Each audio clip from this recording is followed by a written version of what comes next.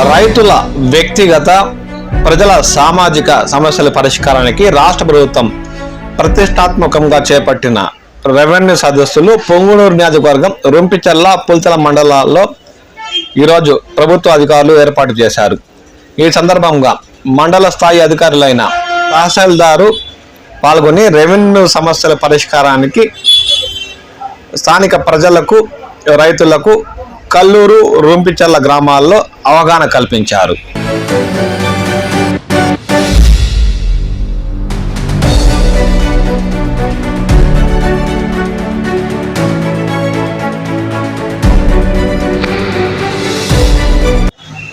ఈ కార్యక్రమంలో పులిచెర్ల రొంపిచెర్ల మండల టీడీపీ నాయకులు, ప్రభుత్వ అధికారులు, ప్రజలు, రైతులు పాల్గొన్నారు.